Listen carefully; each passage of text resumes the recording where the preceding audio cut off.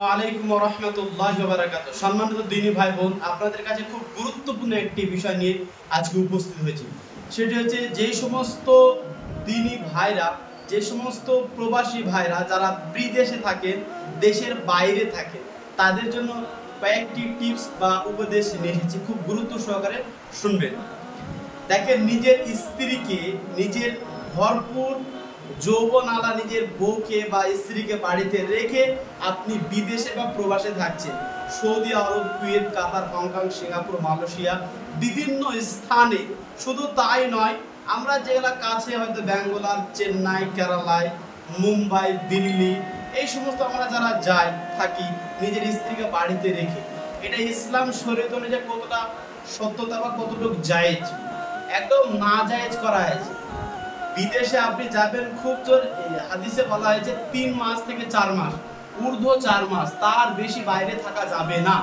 আপনার স্ত্রী, আপনি ভাবছেন হয়তো যে আপনার স্ত্রী পর্দা করে, বোরখা পরে বা নামাজি, আপনি যতই পরেশগার হন না কেন, এখন বর্তমান পরিস্থিতিতে 2025 সালে যেভাবে শয়তান মানুষকে আক্রমণ করেছে, পাপ রাশির মধ্যে অন্তর্ভুক্ত ঢুকে গেছে, মানুষ যা কল্পনার বাইরে।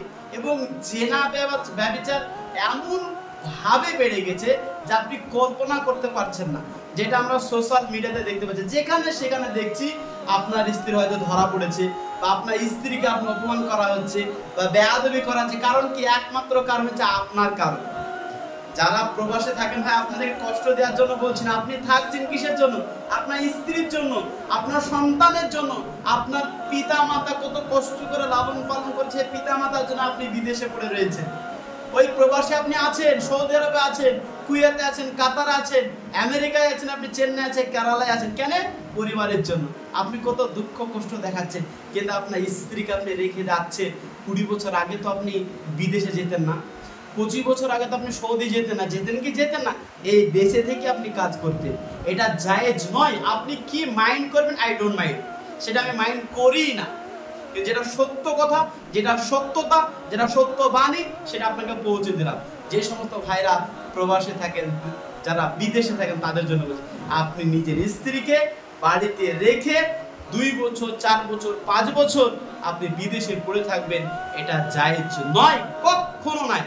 ইজমা কিয়াস অনুযায়ী, ওলামাদের মত অনুযায়ী, বড় বড় শেখ যারা বড় বড় জ্ঞানী পণ্ডিত লোক, তারাও আজকে ফতোয়া দিয়ে দিয়েছে 3 থেকে 4 মাস, তার বেশি বাইরে থাকা যাবে না। তাহলে আপনি বলেন তো ভাই, আপনি যে ওই যে সৌদি আরবে 3 বছর থাকছেন, 5 বছর থাকছেন, এটা কি জায়েজ? আপনি হয়তো বলছেন আমার স্ত্রীকে আমি বিশ্বাস করি, ভরসা করি। আজকে দেখেন না সোশ্যাল মিডিয়াতে দেওয়ারের সাথে জেনা করছে, বন্ধু বান্ধবের সাথে জেনা করছে, হাজার হাজার মানুষের সাথে জেনা করছে। কারণটা কি? কারণ আপনার কারণ। আর আপনি দোষ দেন যে আমার স্ত্রী খারাপ, আপনি দোষ দেন আমার বোনটা খারাপ, আপনি দোষ দেন আমার ভাবি খারাপ। আপনি বলেন, ছি ছি ছি ছি ছি, আফসোস, লজ্জা লাগা দাগার ভাই। টাকার জন্য আপনি ইমানকে বিক্রি করে দিচ্ছেন, আর আপনি ইমোশনাল ব্ল্যাকমেল আছেন যে ভাই প্রবাসে থাকতেই হবে, ছেলে রয়েছে, সন্তান রয়েছে, স্ত্রী রয়েছে।